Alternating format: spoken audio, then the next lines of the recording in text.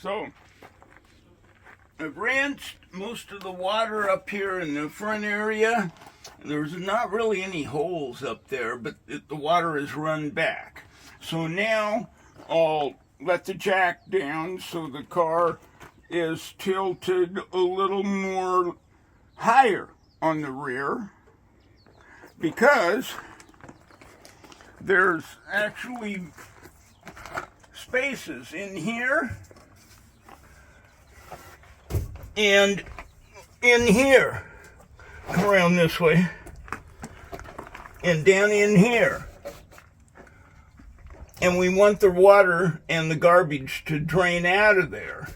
So you want to make sure that the drain is open. And that drain hole, you want to get under the car, and that drain hole is right here. So make sure that that's open. So, it's now a little lower on the rear, so we're going to just blast some water in here. I've already cleaned this area with a piece of wire and vacuumed and air, but now we're going to get the final garbage out through that drain hole.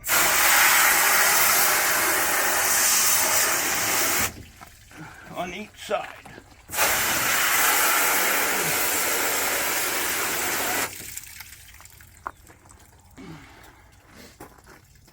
There's also additional little drains along the way, but the main hole is about that big and it's up at the front. So now I'm going to take a towel, dry this, get a fan going, and let it completely dry for 24 hours, and then we'll do our next step tomorrow. Okay, so this is the next day. It's dried out very well, and as you can see, it's changed color. So the next step is to take a wire brush. Now you want a clean one. You don't want one with grease on it at all. Take a wire brush and just wire brush the whole surface to knock off loose stuff, and then do another vacuum. Then start cutting out pieces of fiberglass to take care of these places where there's holes. So cut all the pieces first. Then we're going to mix some Bondo, and I'll show you how to put that in. Okay, so we got our mud mixed up. You want to lay down some mud first.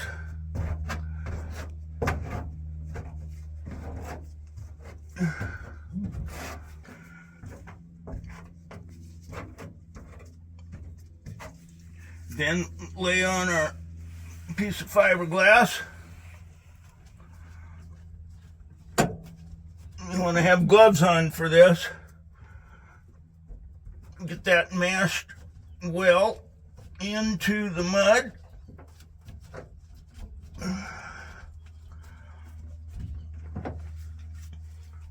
Get it kind of flat, as flat as possible.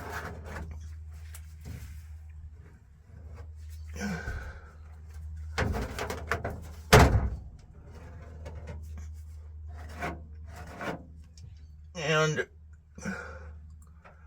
you're going to let that set up, and then we'll put another layer on top, and you just keep doing this for all of the holes.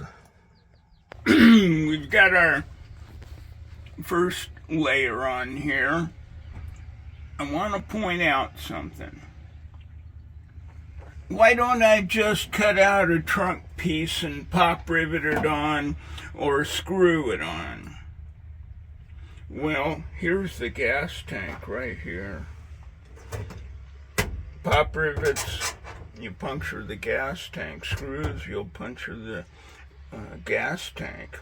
Now, Of course, I could weld a piece in. That's going to require a lot more work. First off, you got to remove the gas tank.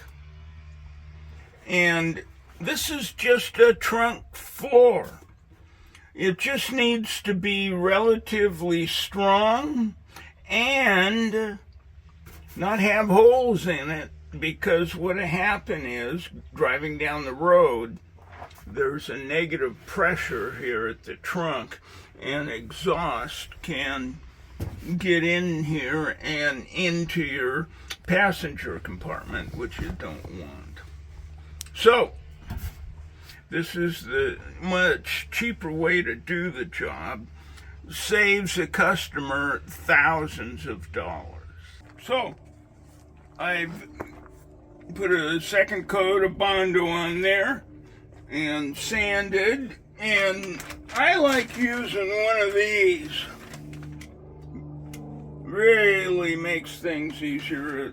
Air sanding board. Now I'm gonna get ready to prime and paint, so I'm using lacquer thinner, and I'm gonna wipe down every square inch in here. Now, as you saw earlier in the video, I already scrubbed it with soap and water and rinsed it. So now I'm gonna wipe it all down and make it ready for primer and paint. Okay, so the final color coat, and as you can see, it's looking pretty good, and saves a lot of money compared to replacing this whole trunk pan. And as long as you prep right and for good adhesion of the Bondo, a job like this can last 10, 20 years. So consider this if you've got a rusty trunk floor. And actually, this works pretty good for floor pans in the passenger compartment too, as long as it isn't too severe. If there's big sections missing, then yes, you want to get some sheet metal on there. But if there's just holes, this will suffice. And in the trunk, you aren't going to see it. There's going to be a mat on top.